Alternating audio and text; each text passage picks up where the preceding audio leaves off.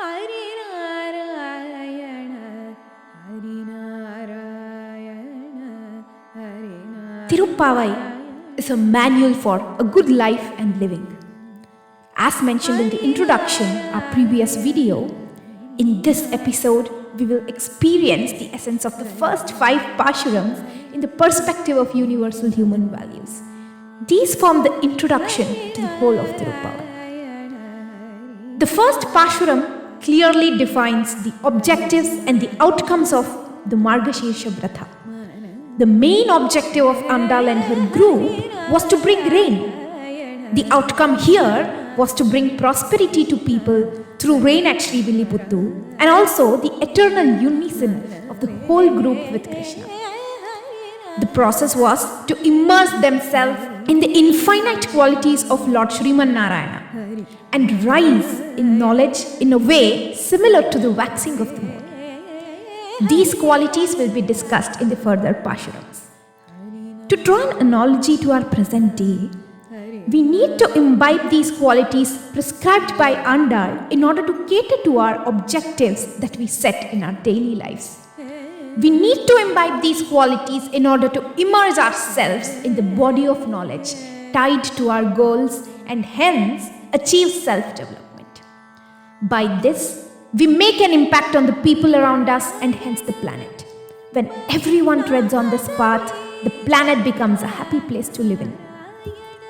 This forms the triple bottom line of the universal human values, the planet, people, prosperity.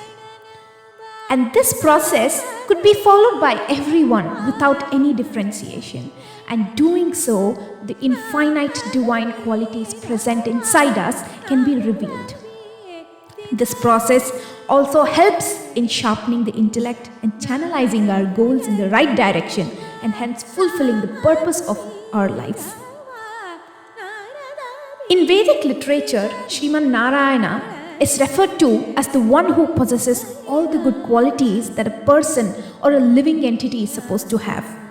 He is an epitome of the right qualities and hence imbibing these qualities yields the fulfillment of all our desires and hence the purpose of our lives. Moving on to the second Pasuram. This Pasuram brings out the rules for a collaborated living. It speaks about the do's and don'ts that have to be followed while performing any task. Management means aging of a man, meaning ripening of a man. He should not only age physically, but also should develop emotionally, psychologically, and spiritually. The development of a man should happen at a very young age without wasting any time or procrastinating. We need to always pay respects to the learned by offering our might to them. And also we need to support the poor by distributing our wealth to the extent possible. We shall follow the path set by the wise and will not indulge in anything which would bring disrepute to the family, our organization which we work, or the society we live in. We need to give up momentary or worldly pleasures. There is a need to look beyond the body and focus on internal development, mental development, and further the development of the soul. To achieve this, we follow the path of wise people. We shall not indulge in self-praise and we shall not speak ill of others. Moving on from the third Pasuram, Andal speaks about a quality in every Pasuram. We set our objectives. We looked at the objectives and outcomes of the Margasheersha Vrata. We looked at a few do's and don'ts while performing any task. And now we start looking into each quality. In Pasuram 3, Andal talks about a quality referred to as Uttama. Uttama is the one who helps others without expecting anything in return. Here, it is said that if we perform our activities in subservience to the Lord with the sole purpose of causing delight to His creation, then there is growth in wisdom coupled with humility, and we would always be in the company of the wise. And this results in blossoming of our soul. Once the soul blossoms, the 6 qualities that are Jnana, Bala, Aishwarya, Virya, Shakti and tejas manifest inside us.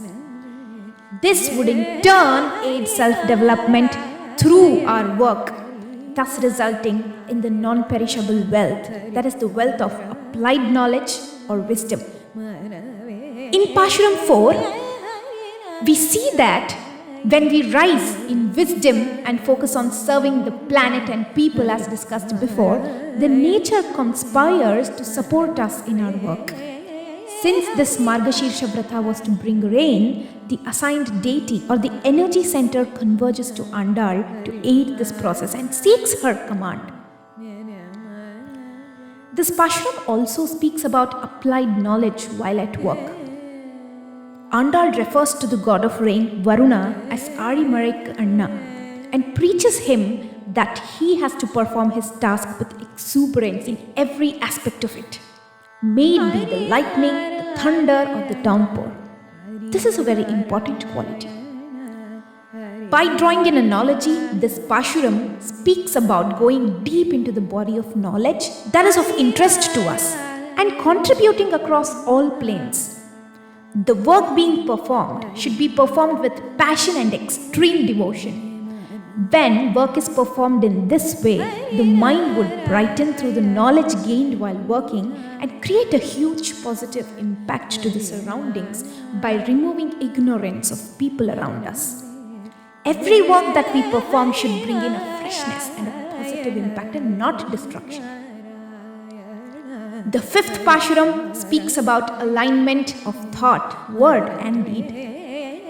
We may face many hurdles while at work and these need to be overcome. The practice of controlling our mind and our speech and our actions would result in alignment of thought, word and deed. Performing the work with this alignment will definitely ensure removal of all hurdles which may come in the way of reaching the goal.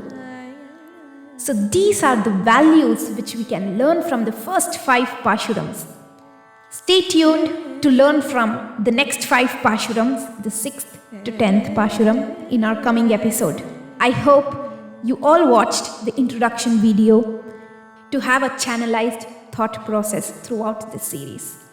Thank you and namaskarams to all of you.